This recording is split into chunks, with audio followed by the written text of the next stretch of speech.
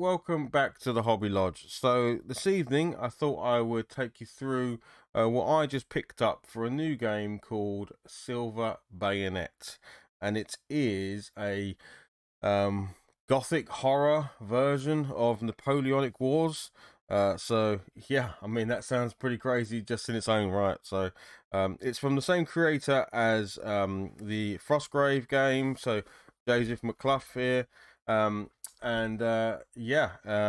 know, Frostgrave's an amazing game, and he's written many others as well, so you know kind of what you're in for if you know those games. Yeah, it's going to be historical, but with a whole bunch of weirdness thrown into it as well. So for this, I'm just going to be looking at these two boxes. So I have the rule book here, which I got the other day. This can be found online quite cheap, you know, if you look around. So Amazon, I know when I bought this, were doing it for about £10 below its recommended retail price. So, you know, if you want to pick it up cheaper, it is out there to do so. And then these I picked up from North Star Miniatures. You know, they've always got a great range of the Osprey Games stuff there, so yeah, go and check these out. But I thought I'd jump into these and take a look. If people are interested, I will do a bit of a review of the book and the rules, as I have done for other games. Let me know below if that's something you'd be interested in doing. So let's pick the French first. Why not? Now, I haven't looked at these at all, so we'll be doing this live together. Wish I had a little knife on me. 1 second. Luckily, the hobby stuff is never far away. There we go.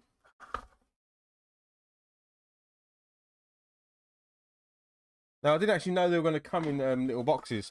When you look at them on the website, I was expecting just to get a little bag of miniatures. So it's not a big ask, but it's nice to have got like a little sort of, you know, proper packaged unit of miniatures in a, you know, it's not a case, but it's a nice display bit. So if you want to put these up on the side or something, or keep the force in here, which you could do, it is large enough. I can't get this sleeve back on again though, so I'll keep talking till I do it. There we go. You know, you've got it there. So you could always put a bit of foam in there and then put your force back in there for storage if you wished. Right, let's take a look. Obviously, once you've painted and varnished your models, I wouldn't recommend doing it otherwise. Okay, so this is your French unit, which I'll just keep this box over here because it tells me exactly what's in here. So you can see it on the back there. You've got a sapper, a heavy cavalryman, a Vanderier, a Vivanderier, an occultist, a grenadier, a supernatural investigator, and a veteran hunter. So here we go. So these are the miniatures. So I'll bring that up nice and close. So he looks almost like your general. He's got a nice fancy hat on. If I can make that focus on the miniature a bit better. Might just turn the light off a little bit because I think the light might be causing it to be too reflective. There we go. All metal miniatures. I must admit, I'm a big fan of metal miniatures. I know they're kind of going the way of the dodo, but I do enjoy painting and handling metal miniatures. Yes, it's going to require some cleanup, absolutely, but I do find playing with metal miniatures that much more enjoyable. I love the weight of them. I love the chunky details on them. The big old axe and eye patch there. Little back details and stuff.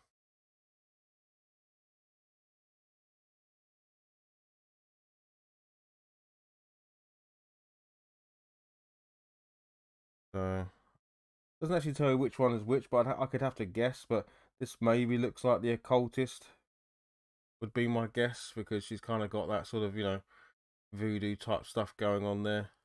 Maybe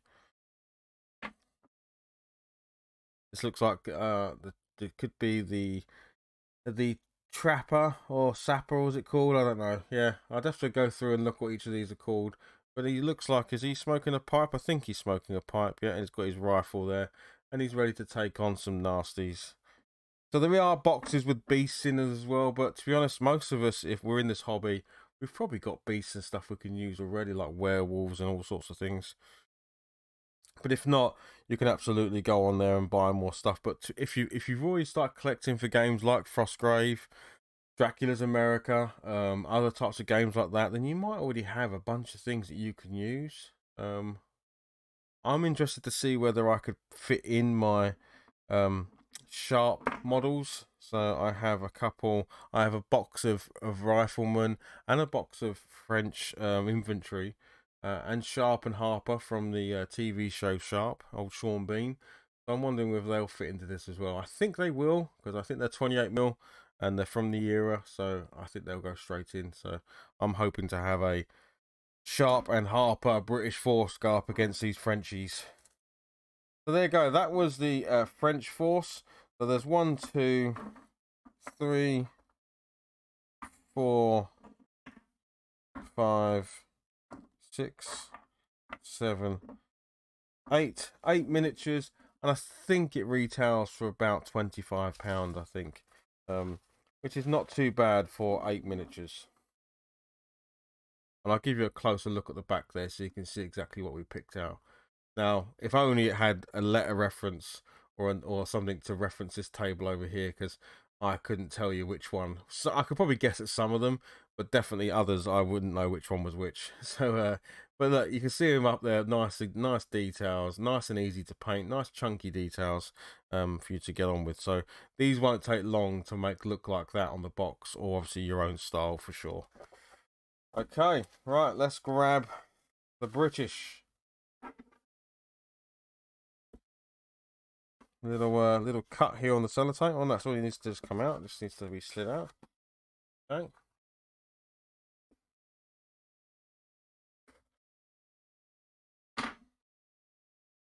Didn't quite go all the way through there. There we go. I think there's a Spanish force as well. So you don't have to go. You don't have to go with the French or the British if you don't want to. You can absolutely choose to take the Spanish. But I'm just going classic for Napoleonic warfare with the French and the British. Okay, so take a look at this one. Good old sound of clunking metal. So on the back here, we have got a Highlander, a light infantryman, an artilleryman, a doctor, a rifleman, a supernatural investigator, and a veteran hunter. So there we go.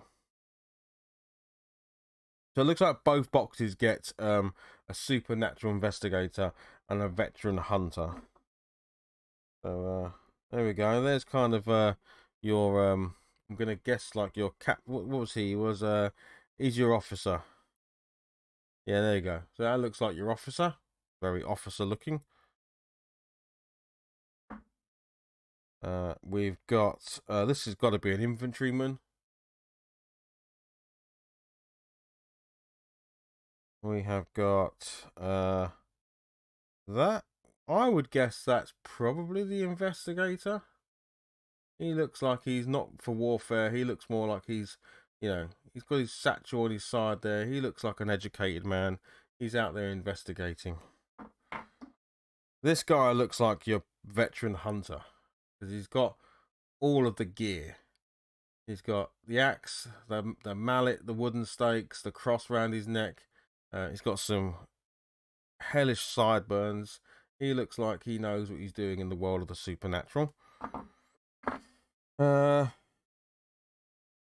Rifleman, I would say. Purely off the back that he's carrying a rifle.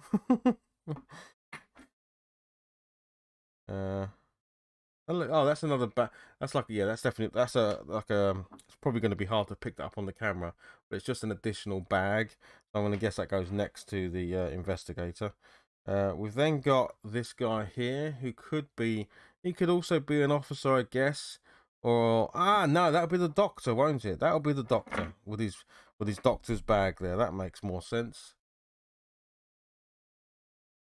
But this guy looks like he could just be some sort of infantryman.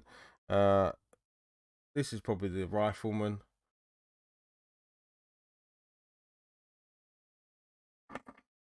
And this looks like He's got a big old. This is your William Wallace character. He's got a big old broadsword there, broadsword. Reference there to the bard. But yeah, he looks a pretty awesome one. He's got a nice decorative hat on. So yeah, again, that is the British.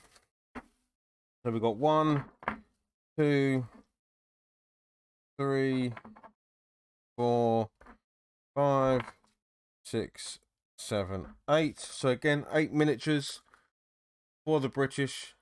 They look like this.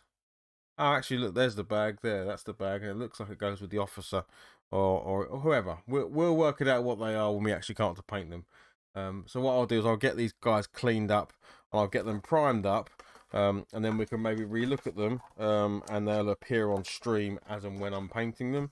But yeah, that was just a really quick look, to be honest, at the miniatures for Silver Bayonet.